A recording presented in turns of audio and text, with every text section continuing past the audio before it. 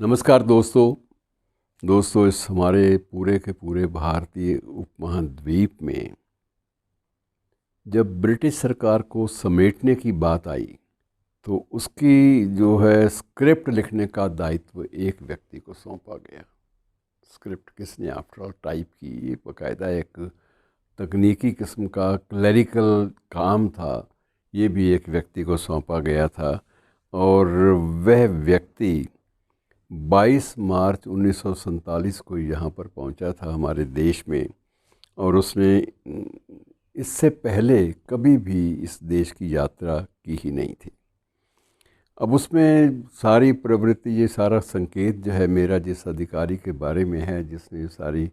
Script का जो मानचित्र था, जो खाका था, वो बुना था, उसकी बार बार चर्चा क्या करनी। लेकिन इसमें एक तकनीकी रूप से एक सरकारी अधिकारी ऐसा भी था जिसकी भूमिका बहुत ज़्यादा महत्वपूर्ण मानी जाती है। अब यह अधिकारी ना तो आईसीएस अफसर था, ना ही ऑक्सफोर्ड का या कैम्ब्रिज में शिक्षा प्राप्त था, उच्च शिक्षा प्राप्त था, मगर वह अर्थात जिसका जिक्र मैं कर रहा हूँ वो अधिकारी वीपी मेनन, वो वायसराय का, तत्कालीन वायसराय लॉर्ड माउंटबेटन का सर्वाधिक विश्वस्त व्यक्ति था, जिस पर वो विश्वास कर सकते थे कि इस आदमी कभी भी धोखा नहीं देगा, या ये जो ऑफिशियल सीक्रेट हैं, रहस्य हैं, उनको इस तरह से वो लीक आउट नहीं करेगा, उसका मतलब एक प्रकार से सार्वजनिक नहीं करेगा बिना पूर्व अनुमति के।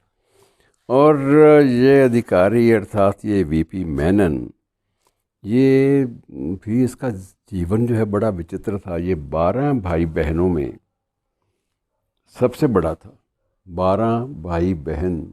उनमें सबसे बड़ा,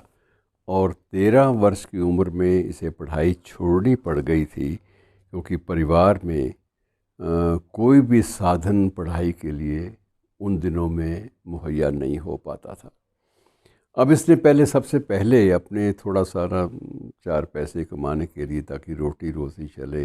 इसने एक राज मज़दूर का, एक मामूली एक मज़दूर का जो अपने सर पर मिट्टी की टोकरियां या मिट्टी के बर्तन या तसले उठा उठा कर वो निर्माण वाले स्थल पर ले जाते हैं, तो वो राज मज़दूर के रूप में इसने काम शुरू किया। जब वो काम छूट गया, क्योंकि निर्माण लगातार तो चलता नहीं है, जब वो काम छूट गया तो उसने एक कोयला खान में मज़दूरी कर ली। और मज़दूरी जब वो भी अस्थाई नौकरी थी, जब उससे भी काम छूट गया तो गुजारा तो घर का करना ही था, और भाई बहन भी थे। तो उसने एक दक्षिण भारतीय रेलवेज़, जिसका नाम था साउथ इंडियन रेलवेज़, उसमें उसको खलासी की नौकरी, जिसे खलासी कौन होता है, जो कोयला जो है वो इंजन में डालता है जलते हुए, एक आग के रूप में उसको कोयले को डालना, ये खलासी का काम होता है। और उसके बाद कपास की दलाली का काम उसने शुरू किया, लेकिन वो भी नहीं चली, क्योंकि ऐसा आदमी जो सिर्फ मेहनत मशक्क़त कर सकता हो, वो ये कपास की या कोयले की दलाली में हाथ कैसे काले करेगा, क्योंकि उसमें दलाली में तो बहुत सारे उतार चढ़ाव और झूठ सच का बहुत ज़्यादा आदान प्रदान होता है, लेकिन वह व्यक्ति इन चीज़ों के लिए बना नहीं था। और आखिर उसने क्या किया कि उसने एक एक अक्षर को ढूंढकर धीरे धीरे टाइप करना सीख लिया। टाइप करना सीख लिया तो उसको लगा कि अब शायद को मुझे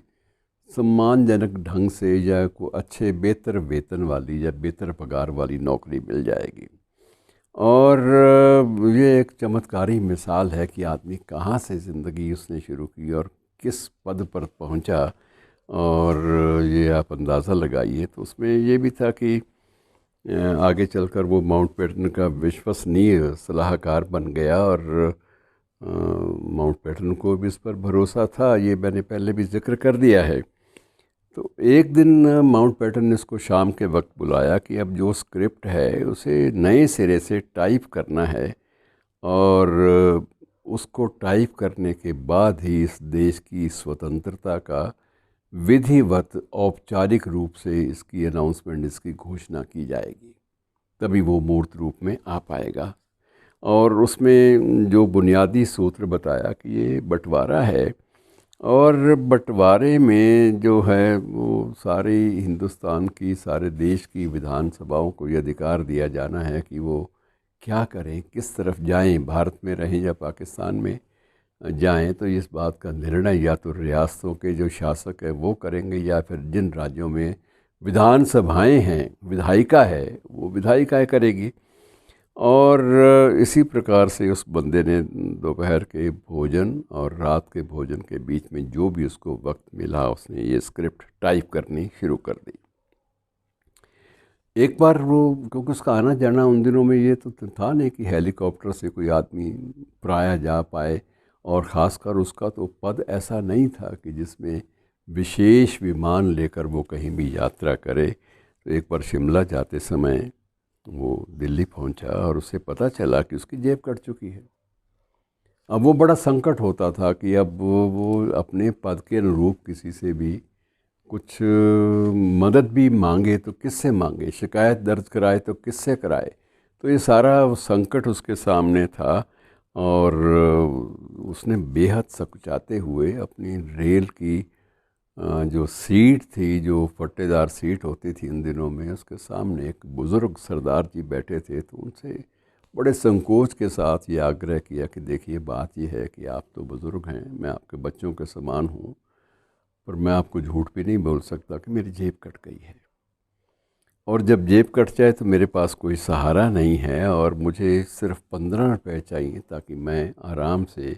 अपने गंतव्य स्थल पर पहुंच सकूं, और वहाँ से फिर मैं आपकी राशि चुका दूं। उस वयोवृद्ध सरदार जी को भी लगा कि ये व्यक्ति झूठ नहीं बोल रहा, जेब वाकई कट गई होगी। उसने जेब का वो कटा हुआ हिस्सा भी दिखाया, और उन्होंने अपनी जेब से 15 रुपये निकाले, सरदार जी ने अपने पर्स में से, और उसको सौंप दिए। 15 रुपये उसने ले लिए, लेकिन उसके बाद सरदार जी ने अपनी दूसरी तरफ मुँह कर लिया, बाकी जो पैसे अपने आप के संभाल लिए। फिर वो व्यक्ति ने पूछा वीपी मेनन ने कि आपने मुझे अपना पता तो दिया नहीं, यदि मैं पूरी ईमानदारी से आपको ये 15 रुपये भेजना भी चाहूँ तो किस पते पे भेजूँ। सरदार जी मुस्काए, समझ गए कि ये आदमी, ऐसा आदमी जो है वो ज़्यादा ईमानदार भी होता है, वो किसी प्रकार का एहसान भी नहीं लेना चाहता, स्वाभिमान है उसका, अंदर से आवाज़ आ रही है। तो उन्होंने हंसते हुए कहा कि ऐसा करना, ये जेब में ही रखो, जब कभी और कोई ज़रूरतमंद आदमी नज़र आ जाए जिसकी जेब कट गई हो, या कुछ उसको किसी हादसे की वजह से कहीं संकट पड़े, तो उसको ये 15 रुपये दे देना और समझ लेना कि मुझे पैसे पहुंच गए, मेरा लक्ष्य पूरा हो गया, और इसको किसी ज़रूरतमंद आदमी को सौंप देना, तुम्हारा काम इतना ही है। मेनन ने उसके बाद ये अपनी सारी कहानी बेटी को भी सुनाई, और उसके बाद ये कहानी, इसकी चर्चा भी खूब हुई, और ये भी तय था कि वो जब वापस लौट रहा था तो रेलवे स्टेशन पर, शिमला के रेलवे स्टेशन पर उसे एक भिखारी मिला। भिखारी ने बताया कि मैं 2 दिन से कुछ भी नहीं खा पाया, और मेरे पास एक पैसा भी नहीं है, और देने वाले भी इन हालातों में कोई नहीं है, भीख देने वाला भी कोई नहीं है, इतनी वीरानी है चारों तरफ। उसने, उसको याद आया सरदार जी का जो वचन था उस बुज़ुर्ग का, वो 15 रुपये जेब से निकाले उसने, और 15 रुपये उस भिखारी को दे दिए कि इसके लंबे काम आएंगे। भिखारी लेट गया उसके सामने, यार तुम हो कौन? मुझे तुम अगर 5 रुपये या 1 रुपया भी देते तो मेरे लिए काफ़ी होता, अब 15 रुपये तुमने दे दिए, मैं तो अमीर बन गया,